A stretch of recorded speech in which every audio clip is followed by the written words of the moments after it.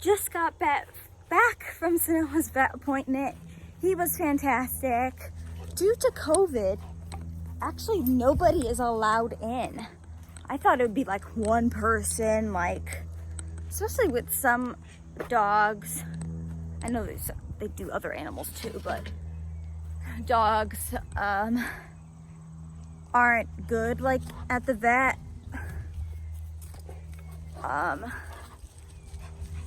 But you know, they deal with that all the time. So Sam was great. You know, they put him on a special like they didn't even bring his leash in there, which makes sense because I'm touching his leash, my mom's touching his leash. They had something that only they touch. And I could be at the window, it just happens to be a nice window right there, and watch him get hauled onto the table.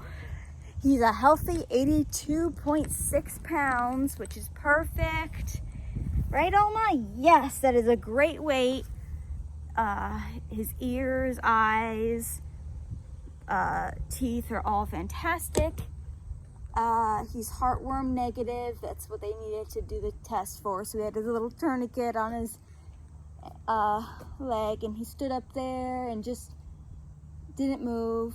And he was getting like rubbed by the vet tech. Oh my gosh, he just stood there, and I was just so proud of him because he was not you know, going around like antsy, being a pain in the neck to them.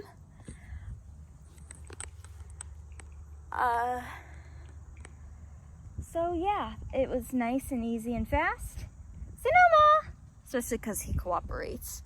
And they said, oh, we wish, why can't all the dogs be like your dog? And it's like so nice to hear that, because no, I can't take credit for all of his training, of course, because he started training or like things like so early to be a service dog. But of course, you need to keep up with that training to keep that level of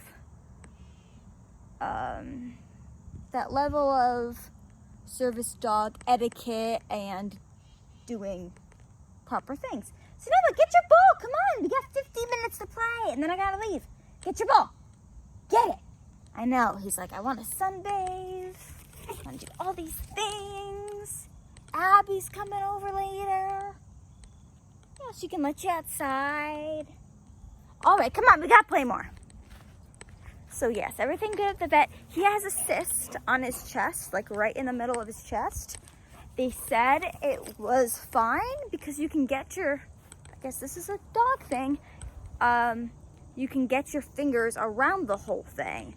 And they said like you get more worried about cancer and like maybe want to do more tests and things when it's like, I want to say like stuck to the skin, like stuck to the, I don't know, you can't like, it's like that, and you can't get your hand around the whole thing. Instead it was just like a little marble. It's small, but I was like, well, you know, you do want to check everything, you know, let's not be stupid.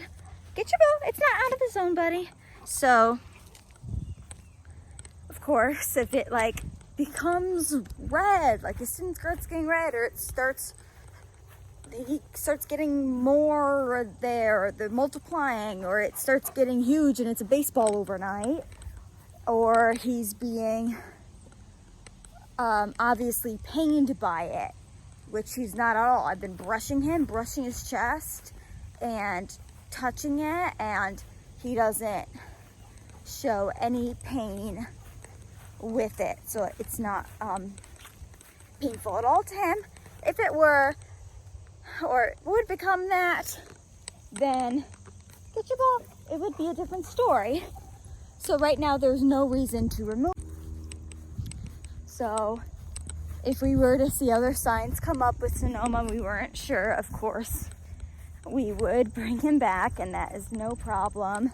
And luckily he does have pet insurance technically he's not a pet, he's a service dog, but he has insurance.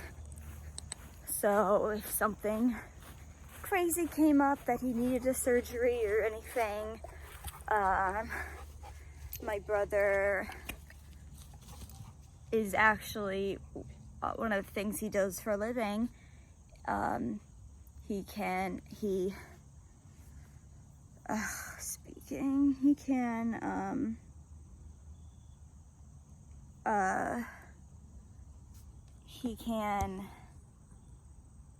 my brain won't think. He can educate people about, not just educate people about pet insurance, that's not,